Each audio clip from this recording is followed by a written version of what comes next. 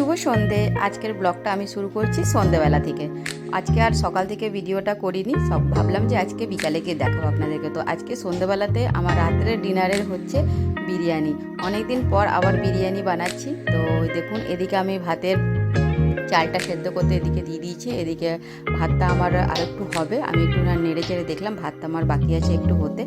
আর এদিকে আমি ভাতটা বসিয়ে পরে এদিকে চিকেনটাও আমি বসিয়ে দিয়েছিলাম অনেকক্ষণ আগে। চিকেনটা জানেন তো সকাল থেকে মেখে রেখে দিয়েছিলাম যে আজকে রাত্রে একটু বিরিয়ানি করব বলে। তো ওই জন্য চিকেনটার মধ্যে আমি সব কিছু মেখে রেখে দিয়েছিলাম। তো চিকেনটা আমি এদিকে বসিয়ে দিয়েছি। চিকেনটা দিয়ে আজকে আমার রাত্রে ডিনার হবে বিরিয়ানি।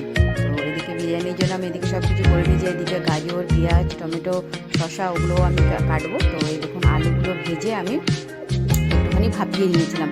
আগে ভেজে নিয়েছি আলুগুলোকে, তারপরে আমি আলুগুলোকে এদিকে ভাপিয়ে রেখে দিয়েছি। প্রেশারে এক দুটো সিটি দিয়ে দিয়েছিলাম, তারপর তো ওইটা আমি করি। তো এইদিকে ভাতটাও আমার মোটামুটি প্রায় হয়েই আসছে। তো ভাতটা এবার আমি নামাবো। একটু শক্ত শক্ত আছে মনে হচ্ছে, দাঁড়ান একটু দেখে নিই। ভাতটা একটু মনে হয় শক্ত আছে, তো আর একটু হোক। ততক্ষণ আমি এদিকে রায়তাটা রেডি করে নিই। তো রায়তাটার জন্য এদিকে আমি একটুখানি গাজর কুচি, একটুখানি শসা দিয়ে আমি এটাকে এর মধ্যে একটু সামান্য একটু জল দেবো, বেশি জল দেবো না। আর এই যে এদিকে বললাম যে টমেটো, গাজর, পেঁয়াজ কেটে নিয়েছি, শসাও কেটে নিয়েছি, কিন্তু পেঁয়াজটা একটু কম হয়ে গেছে। তো ওই জন্য ভাবলাম যে পেঁয়াজটা আমি কেটে নিই।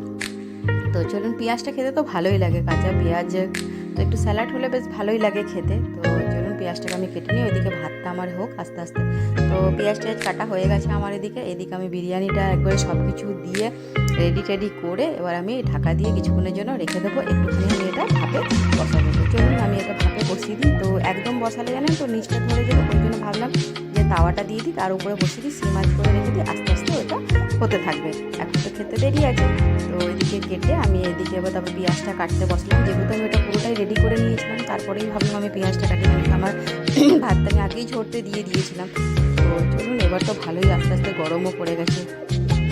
তো তো চলুন আমি এদিকে পেঁয়াজটা গোল গোল করে কেটে নিলাম। তো এই যে আমাদের মিমি এসে আমাকে একটা আবার চকলেট দিল, দিয়ে মুখে ওই চকলেটটা বললাম যে আমাকে জবরদস্তি তোমাকে চকলেট খেতেই হবে।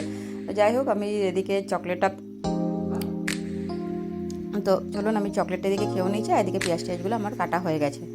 তো এবার চলুন বিরিয়ানিটা দেখি কতটা কি গরম হয়েছে না হয়েছে, তারপরে এগুলো চলুন ঢাকা দিয়ে রেখে দিই। এখন তো খেতে দেরি আছে, ঘড়ির কাটাতে বাজে এখন 10:30, খেতে খেতে মোটামুটি হবে 11টা। তো যাই হোক, তো চলুন তাহলে পরে আসছি।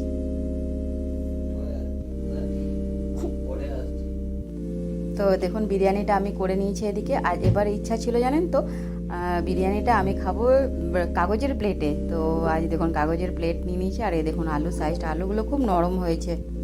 দেখো কি বলছে তোমার।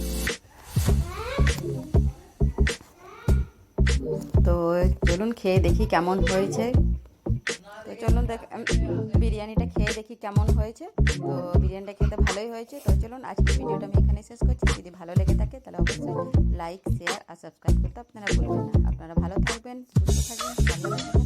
দেখা হবে পরের একটি ব্লগে। Good night.